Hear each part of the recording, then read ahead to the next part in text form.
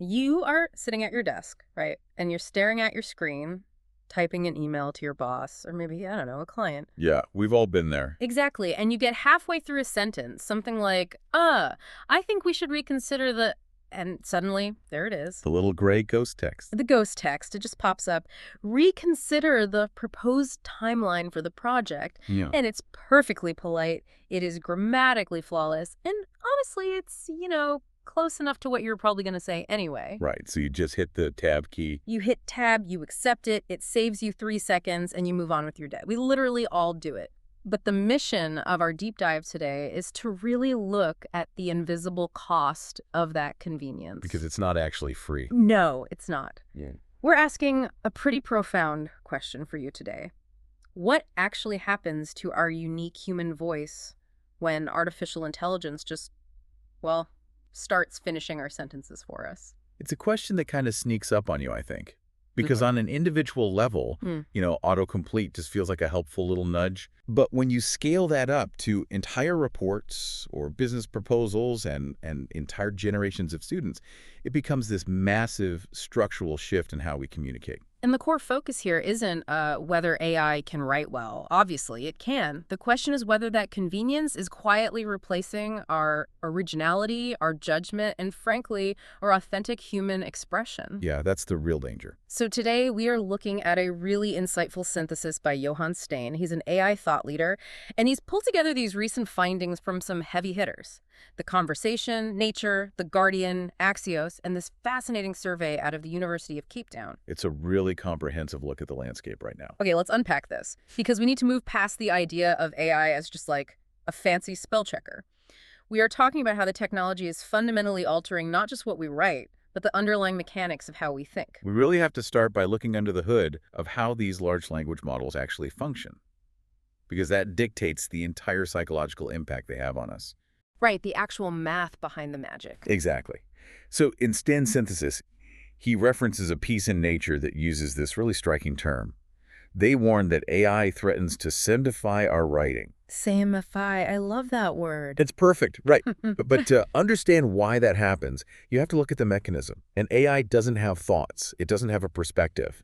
It maps words in this high-dimensional space and calculates the statistical probability of what word should come next based on literally billions of data points. So it's basically just guessing what usually comes next. Yes. It is literally programmed to regress to the mean. Wait, so it's essentially taking the average of every sentence ever written on the internet and just feeding it back to you. That is the core mechanism. Developers even use a setting called temperature to control this. Temperature, like a thermostat for creativity. Kind of, yeah. It controls how random the AI is allowed to be. Yeah. But in everyday enterprise software, the stuff finishing your emails or drafting your corporate memos, the temperature is set very low. Because they don't want it saying anything weird. It's exactly. The system is designed to avoid outlier concepts, unusual vocabulary, or, structural quirks. It wants to provide the safest, highest probability response. And the conversation highlighted the inevitable result of this. Our writing drifts toward this shared, machine-shaped average. Machine-shaped average. Wow. Yeah. All the weird little detours and specific vocabulary choices that make your writing sound like you are mathematically ironed out. I think about this a lot, like heavily auto-tuned pop music. Oh, that's a good comparison. Right. You take a singer, you run their vocals through pitch correction software, and suddenly they are mathematically perfectly on pitch. All the friction is just gone. The song goes down easy. But it loses the soul. Exactly. Eventually, if every single producer in the industry uses the exact same software with the exact same algorithms, every artist starts to sound identical. You completely strip away their distinct identity, like the little cracks in their voice, the slight hesitations, the weird phrasing that actually made you feel something. What's fascinating here is that we often misunderstand the purpose of those, cracks in voice when it comes to written communication. So? Well, we tend to view writing merely as a delivery mechanism for a finished thought. Like, you assume you have a fully formed idea in your head, and writing is just the act of putting it into a box and shipping it to your boss or your client. Right, like the hard part is already done in your brain. Exactly. But from a cognitive perspective, that is rarely how the human brain works. Writing is the process through which thought is formed. It is the act of wrestling with the words on the page that forces your brain to figure out what you actually believe. Oh, I totally get that. You write a sentence, you look at it, and you realize, it doesn't quite capture the nuance of the problem. So you have to dig deeper. Right, you rewrite it. So the friction isn't just a byproduct. The friction is the actual cognitive workout. Yes. And when AI removes the struggle of writing by predicting the most statistically probable next word, it is simultaneously removing the cognitive workout of thinking. You're just coasting. Completely. If you just hit the tab key and accept the smooth, machine-shaped average, you're outsourcing the intellectual heavy lifting. And over time, people slowly lose confidence in their own distinct voices. They begin to defer to the machine because, well, the machine always sounds so incredibly certain and polished. Which is a terrifying concept to bring into a professional environment. Here's where it gets really interesting. Because if we are losing the cognitive workout of thinking, but the AI is handing us this perfectly formatted document, we are creating a massive illusion of competence. An illusion that is very hard to detect. It reminds me of using GPS for navigation. If you drive a new route using a map and your own intuition, you build an internal mental map of the city. You know where the landmarks are, you understand the grid. You're actively engaging with your environment. Right. But if you just blindly follow the turn-by-turn voice of a GPS every single day, you arrive at your destination flawlessly, but you completely lose your internal mental map. And if your phone battery dies, You have absolutely no idea where you are. If the GPS cuts out, you're lost. that's spot on.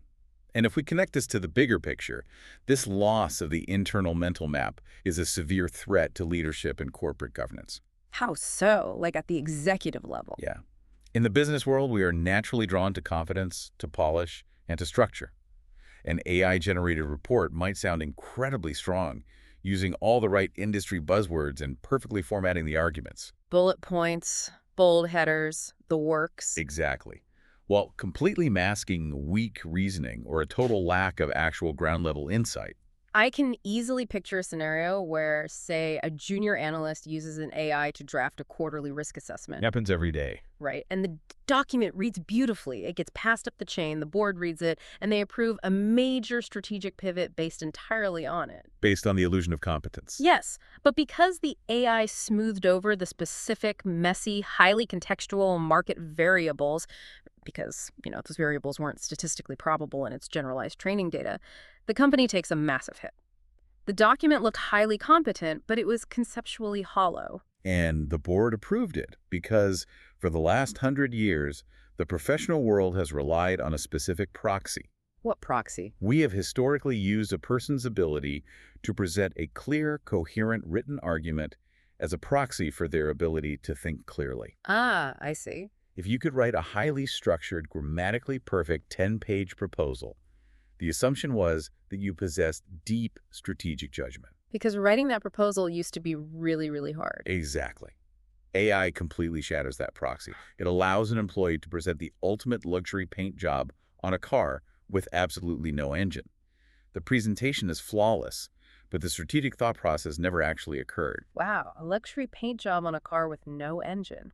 So if a CEO can't tell the difference between an employee who is a good thinker and an employee who is just like a really good prompter, the whole corporate ladder breaks down. It completely destabilizes how we evaluate talent. Because how did that employee get hired in the first place? Okay. Based on a degree that evaluated their written work, which means the real crisis isn't starting in the boardroom. It starts in the boardroom. It starts in the classroom. It absolutely does. Yeah. The institutions whose entire purpose is to evaluate thinking are suddenly flying blind. It's the front line of this whole dilemma.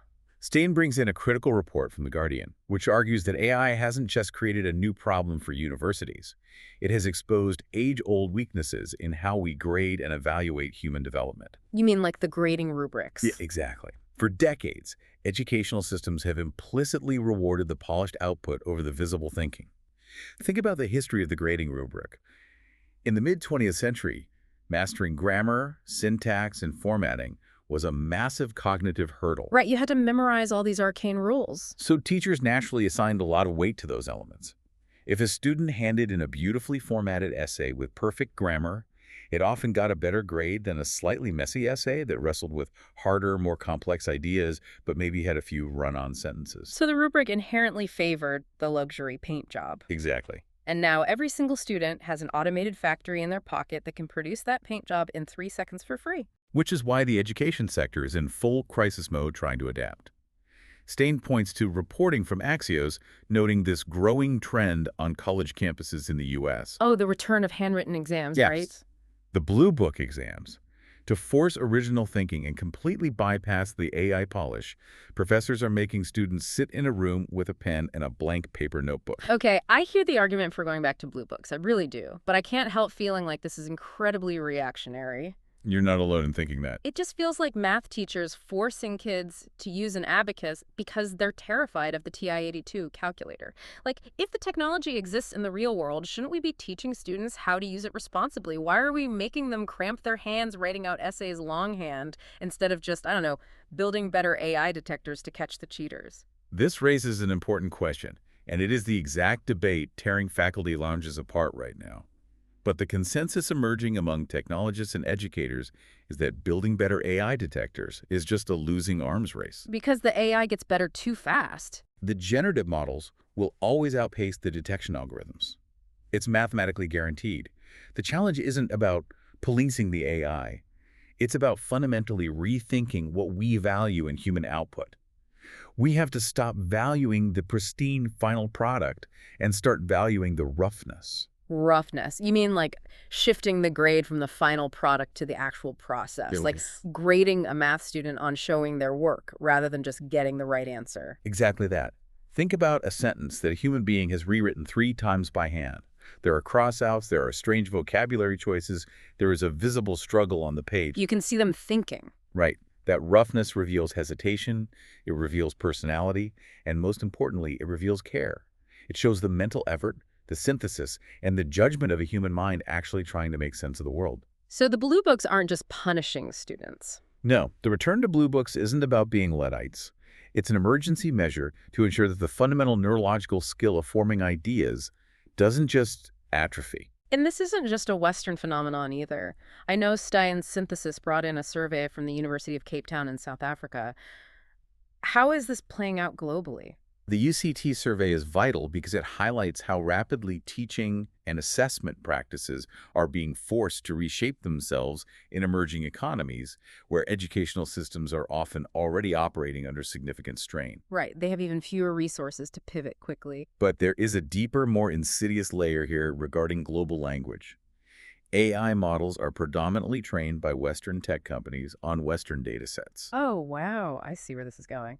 If a student in South Africa or India or Brazil uses an AI to help write their university essays, the AI is going to nudge their writing toward a highly specific, Silicon Valley-approved version of academic English. It completely erases their cultural linguistic nuances. Exactly. They start sounding like a generic Western academic, which samifies global thought. We aren't just losing the individual's voice, we're flattening incredibly diverse cultural perspectives into that single machine-shaped average. Which is why capturing evidence of actual mental effort in the student's authentic voice is more critical now than ever. Whether the handwritten Blue Book is the long-term answer or just a stopgap, it signals a desperate need to preserve the human element in learning. So this brings us to the really practical part of this deep dive, because you are listening to this and, well, you are probably not taking a Blue Book exam anytime soon. Probably not. But you are going to go to work tomorrow, or you're going to open your laptop in an hour, and you're going to be faced with that little gray autocomplete text. How do we protect our own internal mental maps right now in a world that is sprinting towards seamless, frictionless machine assistance? Well, Steyn's article actually provides some very specific, actionable advice for rewiring our daily habits. Let's hear it. The first new habit applies to writers, professionals, students, really anyone who uses a keyboard. It is incredibly straightforward but requires immense discipline. Draft first, then use AI. I have started calling this embracing the ugly first drafts. I love that. Ugly first drafts. You have to let the roughness live on the page for a bit. Before you open a browser, before you ask a chatbot to outline your thoughts or summarize your notes, you have to dump your brain onto the page. Let it be messy. Let it be poorly spelled. Yes, let it be structurally chaotic, because that ugly first draft is the purest form of your mental effort. It is your actual unvarnished synthesis of the information. Once you have generated that raw material yourself, then you can use the AI to help you smooth it out or format it or check your grammar. But you cannot let the machine generate the initial clay. Because if you ask the AI to generate the clay, it will default to the highest probability path. It's going to give you a document completely devoid of your specific market insight or personal judgment. It gives you the average. Right.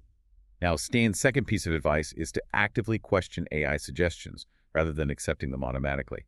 Just because a sentence sounds authoritative and grammatically flawless doesn't mean it captures your specific intent. We have to train ourselves to read AI output with intense skepticism. Which is going to be incredibly difficult for the next generation. I mean, if a tool can do a middle schooler's homework in 10 seconds, they are naturally going to gravitate toward the path of least resistance. That is Steyn's final and perhaps most crucial directive. And it's aimed directly at parents and educators. We must explicitly teach children that while tools can absolutely assist in expression, they should never replace the hard work of forming ideas. We have to teach them the value of the struggle. Exactly. Steyn synthesizes this perfectly into his ultimate takeaway.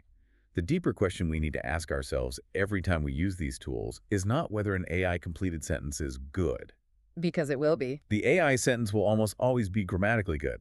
The real question is whether that sentence is still yours. Is it still yours? That really is the ultimate litmus test. Because technology must support the human voice, not quietly standardize it. As we look toward the future, fluency, the mere ability to produce perfectly written, structurally sound text will be a total commodity. It'll be ubiquitous. It will be worth exactly nothing because a machine can do it instantly for fractions of a penny. The future will demand and richly reward people who know how to think critically, how to question deeply, and how to sound unapologetically like themselves. Absolutely. To wrap up our mission today, we started by looking at the simple everyday act of hitting the tab key to finish an email. And what we've uncovered is that while AI is an undeniably fantastic tool for smoothing out our work and catching our errors, we absolutely cannot afford to outsource the struggle of the blank page. We need that friction. That friction, that frustration of hunting for the exact right word is the exact forge where clarity, originality, and conviction are built. If we outsource the writing, we are outsourcing the thinking. And that leads me to a final thought, actually. Something to really chew on that extends far beyond the workplace or the classroom. Oh, hit me. If we think back to that machine-shaped average that the conversation warned about, what happens if billions of people across the globe start adopting AI's mathematically perfect, risk-free phrasing for all their daily communication? What happens to the evolution of human language itself? Oh, wow. I hadn't thought of that. Language is a living, breathing organism. New slang, new dialects, poetic rule-breaking. These are historically born from mistakes, from misunderstandings, from people intentionally twisting the rules of grammar to express a new cultural feeling that the old rules just couldn't capture. I mean, Shakespeare invented hundreds of words just by throwing standard grammar out the window and mashing nouns and verbs together. Exactly. Things that would have absolutely triggered a modern AI spell checker. Innovation in language requires deviation from the norm. But AI models are explicitly trained to regress to the mean. They're mathematically designed to correct deviations and eliminate outliers. Right, they smooth out the bumps. So if we let the machine finish all our sentences, do we accidentally freeze human language in place? Do we trap ourselves in a permanent loop of sanitized, statistically probable vocabulary, preventing the birth of the very linguistic roughness that drives our culture forward? That is deeply unsettling, but absolutely fascinating to consider. Are we ironing out the future of human expression just to save 3 seconds on a Tuesday morning? That's a real possibility. So to you listening, the next time you sit down to type an email or draft a proposal and that helpful little gray text pops up offering to finish your thought, take a breath. Ignore it. Choose the messy word. Choose the weird phrasing that only you would use. Think about how you are going to choose to break the rules and leave your own fingerprints on the keyboard today. Because the world doesn't need another machine-shaped average. It needs you.